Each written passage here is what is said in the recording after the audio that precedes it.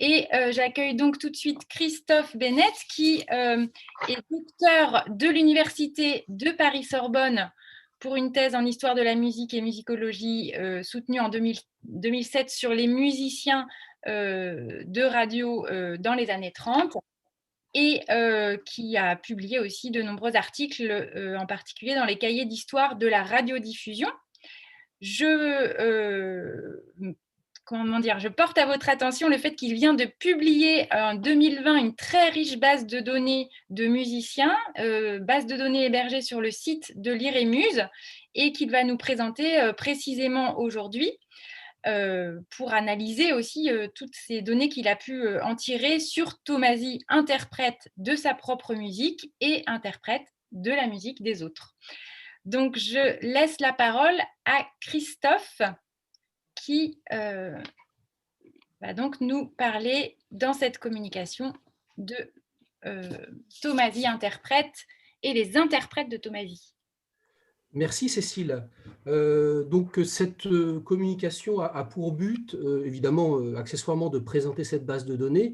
Je remercie encore une fois l'IREMUS de m'avoir fait confiance et son directeur qui est parmi nous d'avoir conduit le projet à son terme, mais aussi et surtout nous plonger dans l'univers de Tomasi. Alors, on va aborder, en butinant un tout petit peu chacun des 4 menus. Je ne rentrerai pas trop dans le détail. À la fin, je vous donnerai l'adresse URL de cette base de données, parce que si des éléments vous intéressent, évidemment, elle est en ligne, elle est consultable. Il faut simplement la citer comme c'est alors que vous voudriez vous appuyer dessus. Alors, on a donc un premier menu qui est celui des compositeurs, sur lequel je vais aller de suite.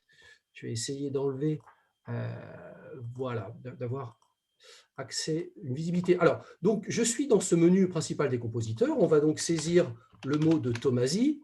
On s'aperçoit qu'il est là. Et donc, en cliquant sur le nom de Tomasi, on arrive sur la fiche d'identité du compositeur. C'est une fiche qui reprend pour chacun des individus les mêmes éléments, alors des éléments donc d'état civil, de nationalité, quand ça a été possible de les rattacher à un pays, de style, des éléments que j'ai indiqués de manière parfois intuitive et arbitraire au regard du corpus, une photo dès lors qu'il existe, une photo dans la page Wikipédia de l'individu, et puis là, c'est intéressant, le statut, qui pour certains des individus accepte les deux notions, donc d'interprète et de compositeur, et on est vraiment dans la thématique qui nous anime aujourd'hui. Alors, je me suis permis aussi à chaque fois, dans la saisie de cette base de données, de renseigner, c'était le corpus de ma thèse, hein, des éléments d'indication assez intéressants et caractéristiques de l'auteur, enfin de l'individu, qui apparaissaient au gré du corpus que j'ai pu saisir. Et là, en ce qui concerne Tomasi, évidemment, chef d'orchestre symphonique, dont l'Orchestre symphonique de Paris. Pour chaque fiche d'identité, on va avoir des éléments des œuvres composées. Alors là, en tant que compositeur, on s'aperçoit que dans ce corpus, il y a 14 œuvres qui sont citées, qui sont à chaque fois triables alphabétiquement et dans des ordres inversés. On a également, et c'est là que c'est assez intéressant, le nombre d'œuvres interprétées.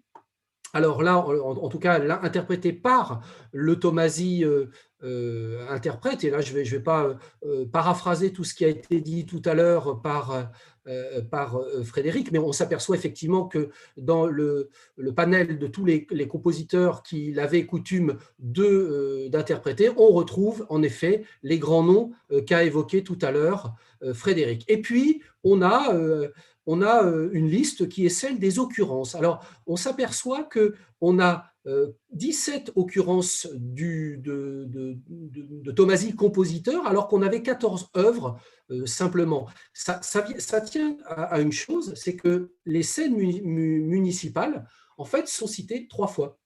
C'est-à-dire que j'ai fait une distinction entre œuvre proprement dite et occurrence.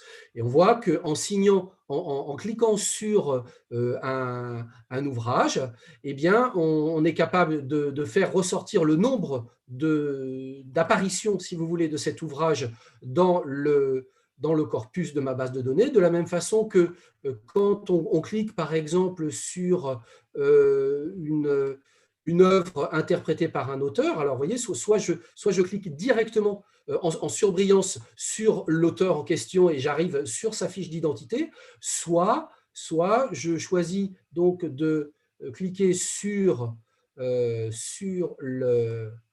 Soit je décide de cliquer sur l'œuvre en question, on était sur l'œuvre 1812, et on s'aperçoit que, comme on vient de le voir, on peut faire figurer l'œuvre en question et on s'aperçoit à quel moment elle avait été diffusée dans le corpus.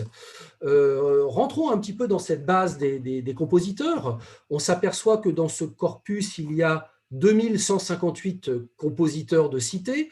Ce qui est intéressant, c'est que on s'est amusé donc à faire ressortir un certain nombre de critères, notamment des critères de style.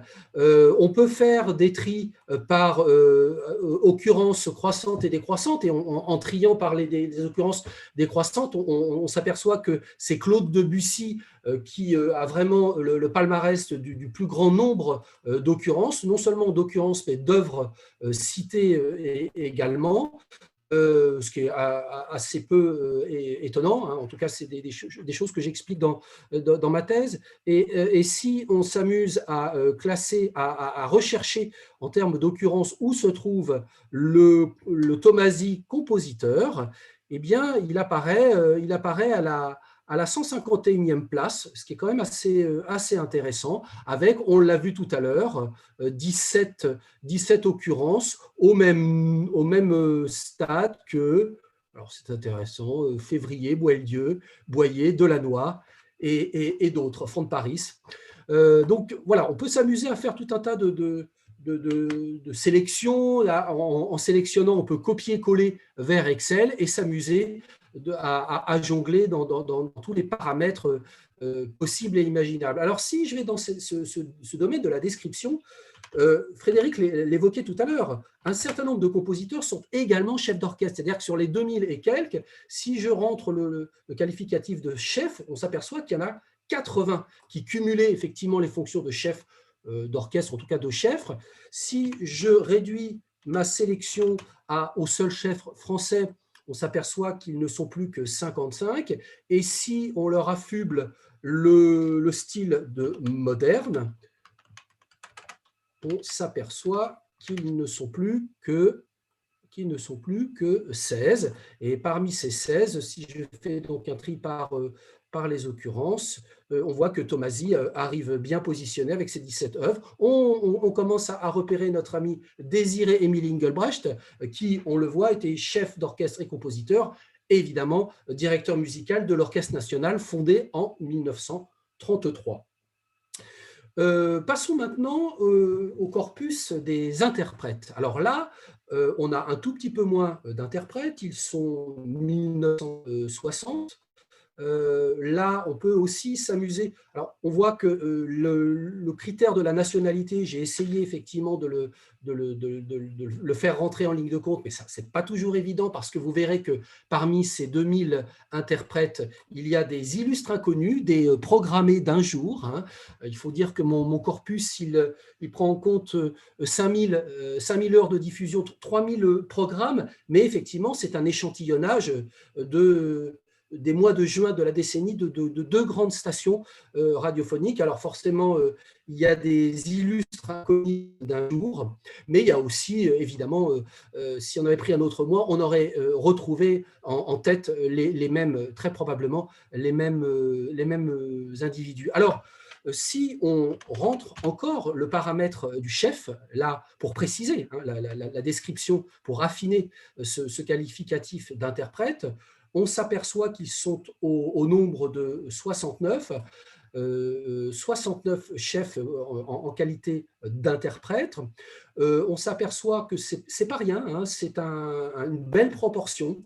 C'est-à-dire, ça vient corroborer ce que disait tout à l'heure Frédéric.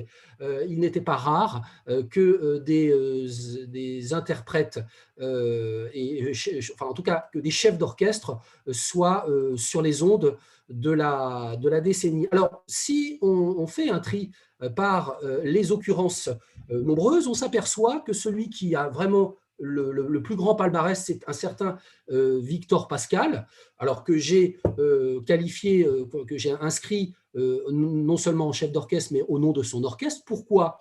Parce que pendant la décennie 30, il y avait une règle qui était à l'œuvre, c'était qu'il y avait myriade de petits orchestres de stations qui, vous voyez, aujourd'hui sont assez peu connus.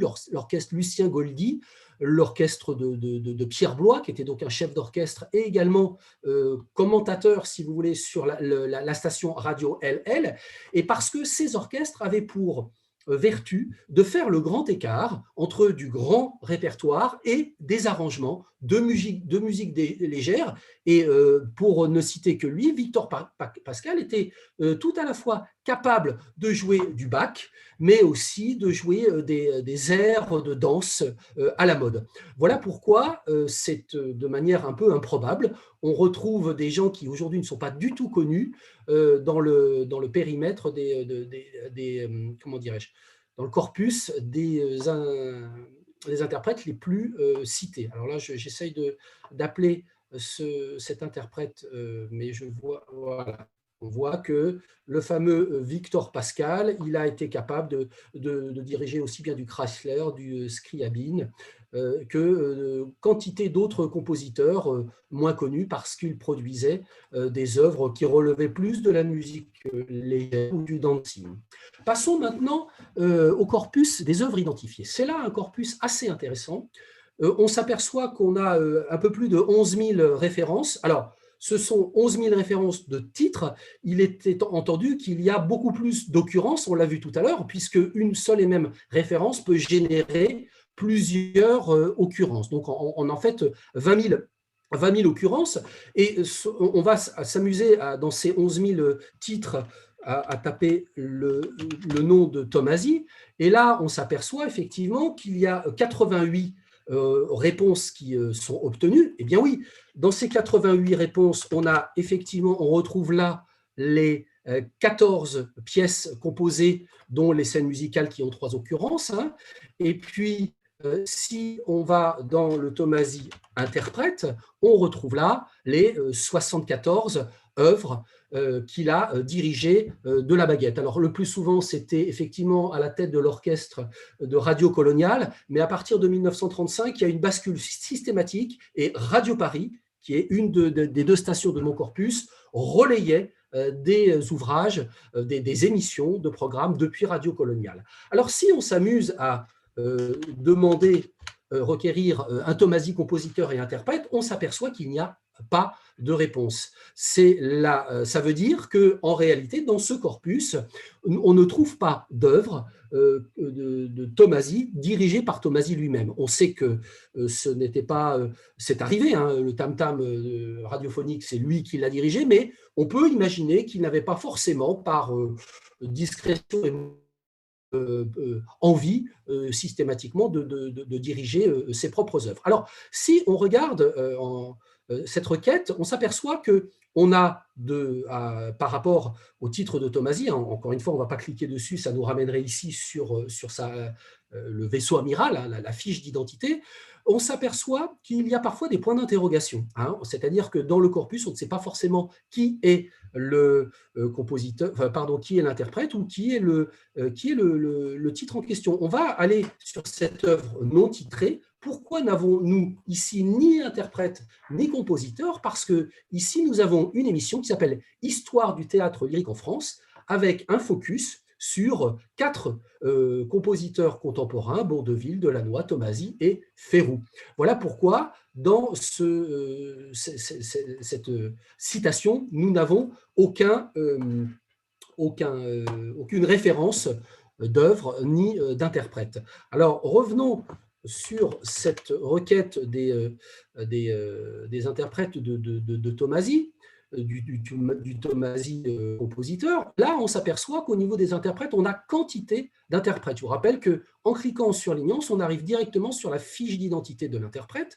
On va plutôt aller sur les scènes musicales et on comprend ici pourquoi on a pléthore d'interprètes, parce que les scènes municipales correspondent à 3 séquences. Alors, on peut rapidement regarder chacune de ces séquences, ce qui nous permet d'avoir une espèce d'environnement dans lequel se trouvait le Tomasi compositeur. Vous voyez là, c'est dirigé par Roger Ellis, qui est donc un chef d'orchestre.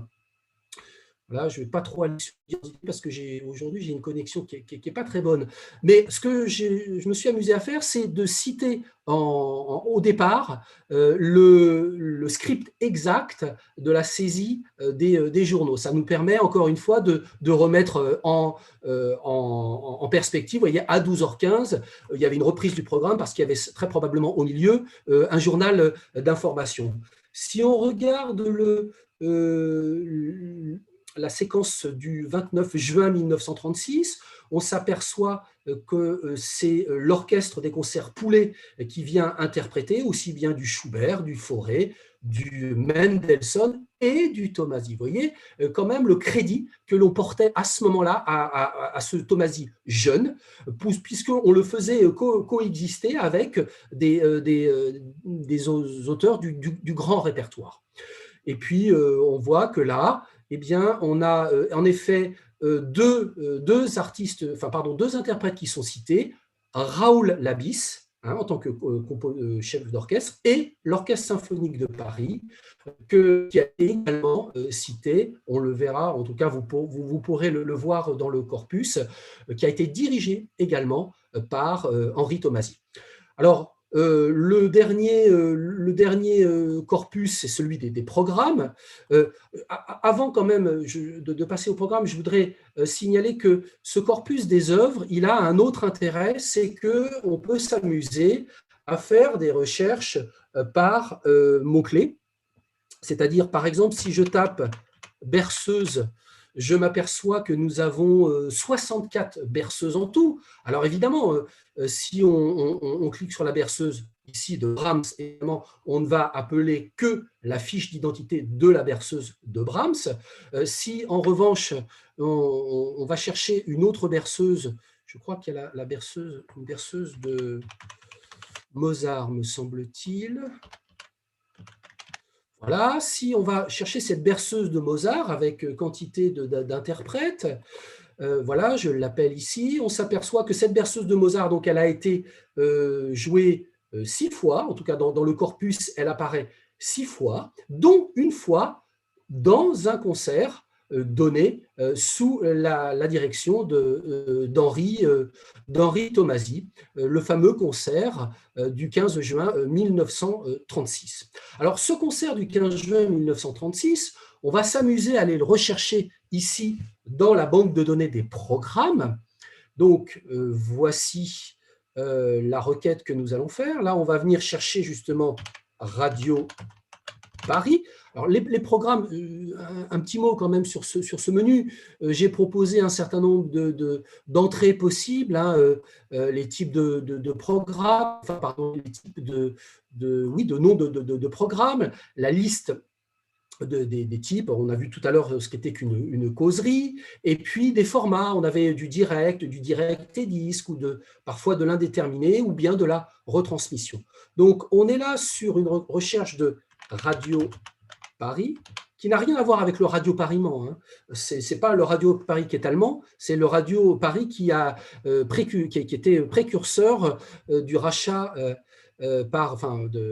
du Radio Paris sous l'obédience allemande. Alors là, 1936, je vais faire une recherche inversée. Voilà, on retrouve par exemple notre programme de 17h30, oui, je crois que j'avais vu qu'à 17h30, c'était effectivement un concert symphonique dirigé par Henri Tomasi, et on voit là qu'on a bel et bien la présence en face de chacun des titres mentionnés, la présence d'Henri Tomasi, la présence de l'Orchestre symphonique de Paris et la présence de Mademoiselle Javogne. Intéressons-nous à cette Mademoiselle Javogne.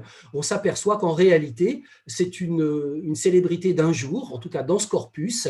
Elle arrive seulement sur cette citation, sur ce programme. C'est assez intéressant. Vous voyez, on retrouve notre ami Philippe Gobert, Florent Schmitt, et on s'aperçoit quand même que ces artistes d'un jour, ils étaient capables d'introduire à leur répertoire des artistes comme Henri Tomasi. Voilà en un mot pour cette présentation. J'espère qu'elle vous aura donné l'occasion d'une immersion dans l'univers de Tomasi, de voir les correspondances qui existent entre le Tomasi interprète, le Tomasi compositeur, et vous dire d'un mot simplement que cette base de données, elle est évidemment très ouverte, elle a vocation à évoluer encore. J'ai composé un autre corpus à l'occasion d'une production qui s'appelait 50 ans de musique classique à la radio. Donc, il y a encore un millier d'œuvres que je pourrais éventuellement saisir qui vont nous amener à Paris Inter, à France Musique, qui vont pouvoir encore enrichir cette œuvre. Et puis, j'ai aussi en projet de travailler avec l'œuvre d'Henri Chamois, qui a constitué une base de données d'échantillonnages musicaux. J'ai identifié que Henri et moi, nous avions un millier d'œuvres en commun. Donc, je pense que ça serait une sacrée plus-value pour sa base et pour la nôtre, de pouvoir à un moment donné, en un clic, à partir du moment où on atterrit sur l'un de ces 1000 ouvrages, eh bien, pouvoir avoir en un temps 3 mouvements le moyen d'écouter un échantillonnage de l'œuvre en question. Voilà ce que j'avais envie de vous dire, et j'espère que cette immersion dans l'univers radiophonique de Tomasi vous aura permis de mieux comprendre le compositeur et vous donnera envie de butiner dans l'avenir dans cette base de données. Merci beaucoup, Christophe. Avant de passer aux questions multiples, j'ai juste une demande de précision parce que j'ai peut-être pas suffisamment tendu l'oreille au début. Il s'agit donc d'une base de données qui s'appuie sur les programmes à la fois de Radio Coloniale et de Radio Paris. Ces deux postes-là. Pas seulement. Non, mais je vais mettre dans le chat le lien vers la base de données qui explique vraiment. En fait, c'est deux corpus. C'est le corpus d'une station privée et le corpus d'une station publique. La station privée s'appelait Radio Lucien Lévy jusqu'en 1935, a été rachetée par Bleustein Blanchet sous l'enseigne, il a racheté la licence Radio Cité. Et puis de l'autre côté, du côté de la ligne de partage, c'était public-privé. On a Radio Paris, ancien poste public, enfin, qui a été racheté par l'État en 1935. Donc, c'était une façon de ligne de partage entre le privé et le public. Mais ce que j'expliquais, c'est qu'à un moment donné, il y avait des retransmissions, des décrochages de Radio Coloniale vers Radio Paris. D'accord. Merci beaucoup. C'est vraiment très impressionnant, effectivement, comme je vois que des participants le notent dans le chat. Donc, merci beaucoup pour cette visite guidée extrêmement riche qui nous montre aussi la place non négligeable de Tomasi dans ses programmes de radio dans les années 30. Je vous propose maintenant de poser vos questions à la fois à Christophe Bennett et à Frédéric Ducrot. Donc, peut-être peut-on rester sur cette base de données puisqu'on est et sur la question de Tomasi, chef d'orchestre et interprété à la radio, puisqu'on sort tout juste de cette communication. Est-ce qu'il y a des questions des uns et des autres? N'hésitez pas à vous manifester avec la petite main bleue qui se situe sur la colonne de droite, en principe, de votre écran. Et voilà, ou à vous manifester autrement si vous le souhaitez. Y a-t-il des questions à Christophe? Alors, allez-y, n'hésitez pas, Émilie Capulet, à ouvrir votre micro. On vous écoute.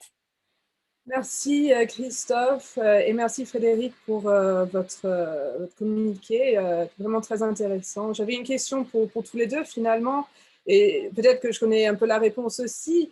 Combien d'œuvres radiophoniques ont pu être enregistrées? Est-ce que c'était quelque chose qui se faisait à l'époque? Est-ce qu'il y a des œuvres enregistrées que nous n'avons pas encore découvertes, qui ont été dirigées ou jouées par Tomasi ou par ses interprètes de cette époque d'avant-guerre?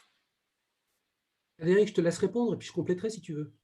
Oui, de la période d'avant-guerre, Non, subsiste on n'a que des disques essentiellement. De la période après-guerre, a priori, j'avais fait à une époque, il y a fort longtemps, le catalogue de tout ce qu'il y avait à l'étranger et enfin dans les radios étrangères. Bon, on sait ce qu'il y a, on n'a pas tout pu écouter, mais globalement, on a tout. Alors, quelquefois, on retrouve des enregistrements, je dirais, inédits. Par exemple, un enregistrement qu'on avait pu, de cabine extraordinaire que nous avait communiqué le fils de Marcel Mull, Paul Mull, où son père joue le concerto pour saxophone, je crois que c'était à Boston de mémoire, un enregistrement absolument extraordinaire, une interprétation absolument fabuleuse, voilà. Mais autrement, il n'y a pas de la période avant-guerre, non. On avait retrouvé, on avait fait réenregistrer, enfin ressortir la direction comment ça s'appelle, d'Orphée de Gluck, hein, avec lequel il avait eu le prix du disque. Donc ça, c'est ressorti, les 78 tours ont été recopiés et sont sortis en CD il y a au moins une vingtaine d'années, quelque chose comme ça. Mais mis à part ça, non, il n'y a pas de... Enfin, moi, à ma connaissance de la période d'avant-guerre, je ne vois pas. Oui, je confirme, hein, on a assez peu d'enregistrements radiophoniques, hein. Tout ce que j'ai pu trouver à la phonothèque de l'INA ou à la Bibliothèque nationale, c'est vraiment des pépites extrêmement rares. En revanche, ce qui a été assez bien conservé, c'est les 78 tours qui sont référencés souvent dans les programmes et qui correspondent de manière très précise à tel enregistrement de telle œuvre par tel interprète. Ça, pour quelqu'un qui serait particulièrement intéressé justement par un interprète, il y a moyen d'investiguer, mais il n'y avait pas de moyen de graver, de garder sur des supports des enregistrements sur cette période d'avant-guerre. En revanche, la profusion de détails dans tous ces programmes radiophoniques, hein, cette mine nous permet aujourd'hui une telle base de données parce que c'est extrêmement fouillé. Pierre Arnaud, pour revenir sur cette question, Pierre Arnaud, que l'on connaissait à la radio sous le nom de Pierre Arnaud de Chassy-Poulet, qui était le metteur en ondes de Signé Furax, me racontait que... Ah, mais non, je suis encore coupé. Ah, non, c'est bon, on vous entend. On vous entend. Donc, Pierre Arnaud me racontait que, vous savez, Pierre Arnaud, c'est la personne qui a vulgarisé le son et lumière en France et en Europe. Bon, il a fait aussi bien le Parthénon, enfin bref, il a tout fait. Et il me racontait qu'à la Libération, à Paris, il n'y avait que 2 magnétophones, un à la radio allemande et un autre dans un studio privé. Donc, c'est vrai que l'enregistrement magnétique s'est développé, comme on le sait, après la guerre d'une façon phénoménale, mais c'est aussi le fait que, par contre, ce qui est important, c'est que les enregistrements, par exemple, lorsqu'on a fait graver le disque de la création d'En Juan de Magnara, donc l'enregistrement de 52 dirigé par Tomasi avec le National, l'enregistrement a été à peine nettoyé. Bon, c'est du mono, mais l'enregistrement est d'une immense qualité technique. Voilà. Donc les qualités d'enregistrement étaient, je parle sous l'autorité de Christophe, qui connaît tout ça très bien, étaient vraiment de bonne qualité. Voilà. Merci. Il y a d'autres questions. Donc, Salim, Dada, on vous écoute. Ah oui, merci pour les communications très intéressantes. Bon, j'ai une question à Frédéric, peut-être aussi à Claude. C'est une question qui me tracasse depuis très longtemps, et surtout quand je découvre aujourd'hui le parcours flamboyant de Tomasi, chef d'orchestre, âgé à peine 20 ans et 30 ans, et une carrière qui a duré jusqu'aux années 50. Mais la question qui se pose, qu'est-ce qui a fait que Tomasi a carrément fait stop à cette carrière au moment où la maîtrise de l'orchestre, le nom suscitait beaucoup d'intérêt et où il pouvait diriger des orchestres internationaux de de grande valeur. Et puis, la deuxième question, c'est pas forcément sur la Tomasi chef d'orchestre, mais surtout Tomasi pianiste, le connaissant, sachant qu'il a fait ses débuts dans les bals, dans des bars, il improvisait du jazz et que toutes ses compositions passaient par le processus de composition pianistique, vu qu'il séparait entre voilà, la composition et l'orchestration d'après les témoignages et les correspondances. Qu'est-ce qui fait que dans le catalogue de Tomasi, on ne retrouve que 6 compositions écrites pour piano et tout le reste n'est que de réduction pour piano ou des pièces d'accompagnement de voix? Voilà, c'est mes 2 questions. Alors, Christophe et Frédéric, peut-être Oui, Frédéric, je pense que tu es beaucoup plus outillé que moi pour répondre, me semble-t-il. Alors, globalement, la carrière s'arrête à partir des années 50, 52, même s'il va continuer après à diriger un petit peu. Bon, d'abord, il y a ce passage je parle sous l'autorité de Claude qui complétera, hein, bien évidemment. La guerre marque un temps d'arrêt et un temps de retour sur lui-même. Ça, nous le savons, on va certainement on va le redire dans l'après-midi. Tomasi a toujours été d'abord compositeur et ensuite chef d'orchestre, même si ça lui a permis de gagner sa vie. Il ne faut pas oublier que c'est quelqu'un qui n'a jamais eu de poste officiel. Il travaillait toujours comme ça. Et en fait, il s'arrête au moment où il a le plus important parce qu'il a vraiment envie de se donner à la composition. Je crois que c'est ça le plus important. Et alors, il a eu aussi cet accident de voiture dont on parlait ce matin, justement à propos de la création d'Atlantide, durant les mois où il est resté très longtemps. Ajouter à ça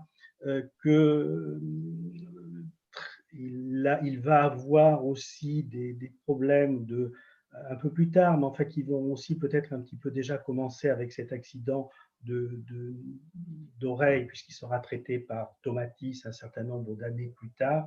Mais d'abord, il a toujours voulu privilégier la carrière de compositeur. Les mauvais amis, les bons amis, quand il était jeune, disaient non, Tomasi, c'est un chef, c'est pas un compositeur. Voilà, c'était ça. Et quant à la question concernant le piano, c'est vrai qu'il avait l'habitude de dire qu'il ne pouvait pas composer pour piano parce qu'il entendait l'orchestre. Voilà. Et c'est la raison que j'ai toujours entendue par rapport, et je crois que même Édouard, qui est parmi nous, me le redisait quand il le lui avait demandé, Édouard Exergent, Tomasi lui avait dit « Je ne peux pas composer pour le piano parce que j'entends l'orchestre ». Ça ne l'a pas empêché d'écrire Cyrnos et un certain nombre de pièces pour piano intéressantes, mais c'est d'abord l'orchestre. Et c'est vrai qu'à partir c'est pour ça que je suis revenu sur cette période de jeunesse, parce qu'on voit combien l'orchestre l'intéresse, ce qu'il va en faire, et puis bien entendu la maestria que ça va lui donner dans son écriture orchestrale. À la fin de sa vie, il disait personne ne peut me perdre la pige pour l'orchestration. Et c'est vrai, quand on écoute l'éloge de la folie, quand on écoute les grandes pièces pour orchestre, c'est vraiment une écriture absolument remarquable, un pointillisme, bref, c'est une écriture fabuleuse. Merci beaucoup. Le temps file, mais on a peut-être encore un petit peu de temps pour une ou deux dernières questions. Claude, peut-être voulait parler, je crois qu'il lève la main, il faudrait lui donner le micro. Bien sûr. Alors, on vous écoute, Claude. Il faut lui donner le micro. Alors, vous pouvez enlever… Voilà. Vous m'entendez là? Oui, Oui, tout à fait, Claude.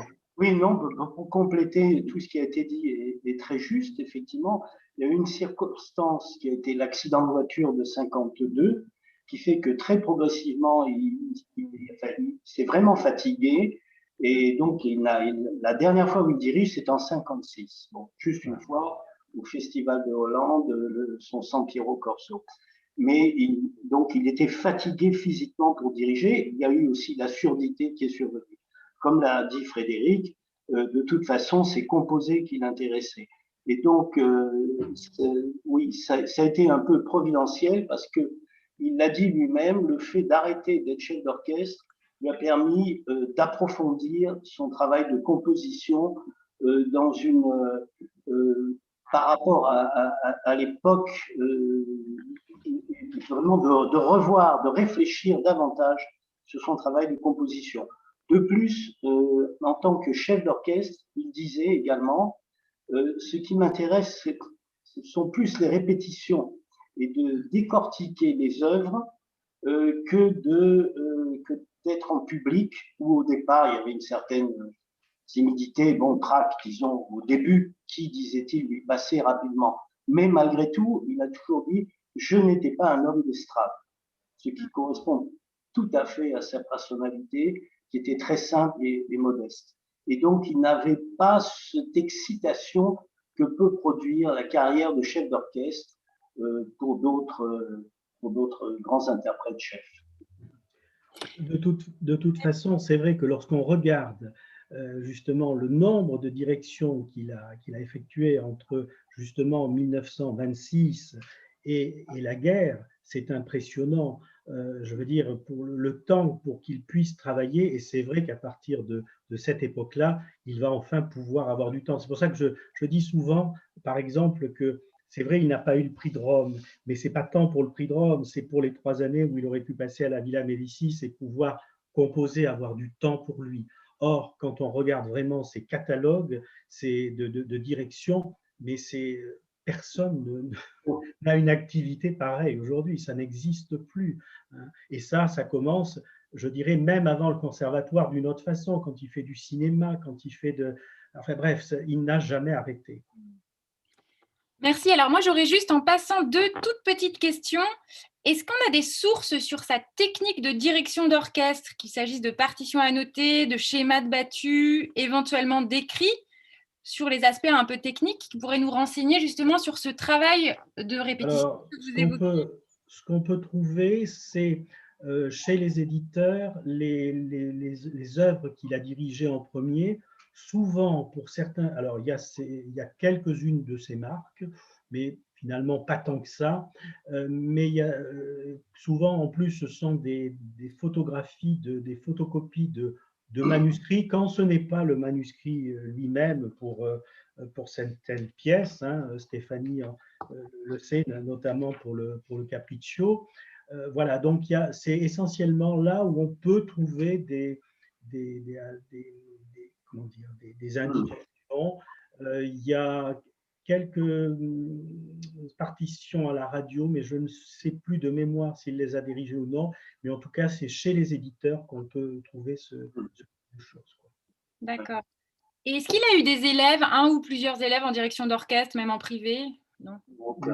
Non, je crois que c'est aussi le fait de ne pas avoir eu un poste d'enseignant, de professeur au conservatoire ou dans une autre institution célèbre, à un moment donné, à gêner un petit peu. Alors maintenant, c'est terminé puisque Tomasi est magnifiquement joué, surtout à l'étranger et puis aussi en France, mais il n'y a pas eu d'élèves qui ont pu, de maîtres et disciples qui ont pu continuer justement cette transmission.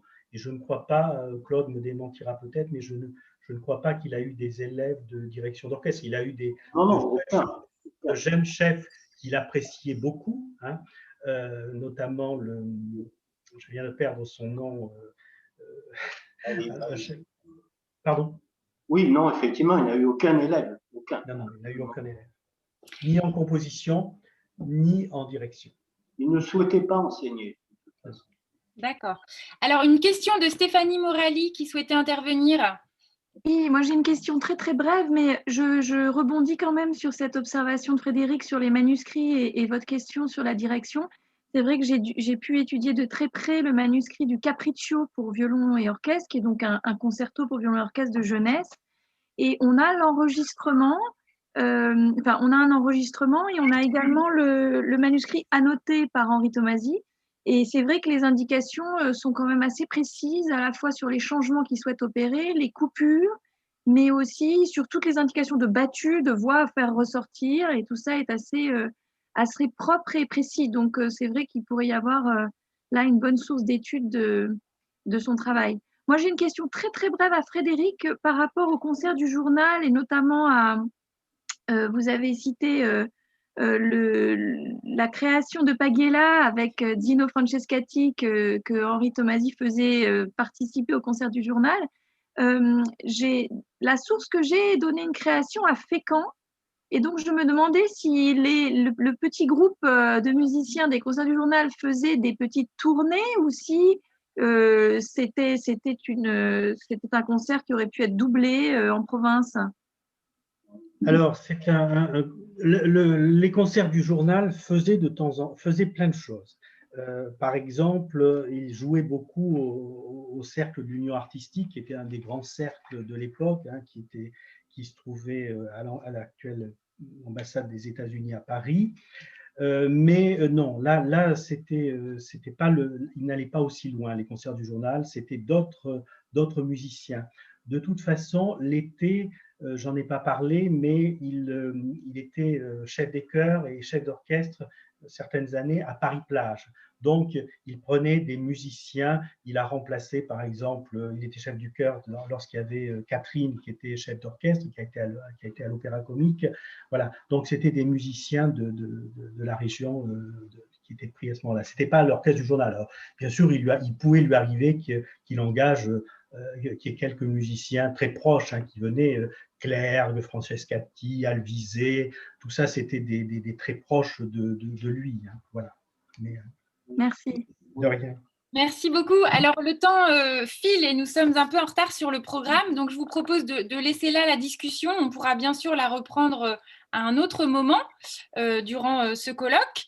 Et je vous propose maintenant d'accueillir Denis Verrou qui va nous présenter le moment musical que nous allons avoir le plaisir d'entendre. Donc, il s'agit des 3 pastorales pour 3 flûtes de Tomasi. Voilà, que je vous laisse nous présenter Monsieur Verrou, donc Denis Verrou de l'association Jean-Pierre Rampal et de l'association française de la flûte La Traversière. Je vous laisse peut-être présenter cette belle interprétation. Oui, bonjour à tous et merci beaucoup donc de cette possibilité de pouvoir diffuser ces pastorales pour 3 flûtes. Alors, c'est une œuvre qui a été publiée en 1962. Et ces pastorales donc appartiennent à cette catégorie d'œuvres de Tomasi qu'on qualifie d'exotique. Et les 3 titres respectifs de ces pastorales sont boliviennes, crétoises et siciliennes. Alors comme à l'accoutumée, sauf bien sûr lorsqu'il s'agit de mélodie corse ou de musique corse, il ne s'agit pas d'un rapport direct avec un folklore original, mais bien d'une source d'inspiration qui va permettre de colorer précisément la musique. Et on sait l'importance du voyage rêvé et de l'imaginaire chez Tomasi, qui a laissé de très nombreuses œuvres justement avec ce caractère-là. On pense aux chants laotiens, aux danses cambodgiennes, enfin on pourrait les multiplier, en passant par les impressions sahariennes, la pastorale inca, dont j'aurai l'occasion de dire un mot demain, qui est une œuvre tout à fait remarquable et très très peu connue. Et puis par exemple de 1962 également, la célèbre Semaine Sainte de Cuzco. En revanche, je pense qu'il faut souligner que l'aspect pastoral, lui, est beaucoup plus authentique, puisque ce domaine est quelque chose de tout à fait inhérent et très profond dans la musique de Tomasi. Et on retrouve d'ailleurs ici plusieurs traits distinctifs de ce qu'on pourrait en quelque sorte appeler le style pastoral de Tomasi, si j'ose dire. Et par exemple, le fameux appel qui ouvre la pièce pédagogique si connue pour flûte et piano du Petit Chevrier corse, et qu'on pourrait très bien imaginer un berger entonnant sur la flûte cet air dans la montagne, cet appel dans la montagne. Cet appel ici se retrouve directement, note pour note, dans la crétoise, dont il va même constituer toute la trame.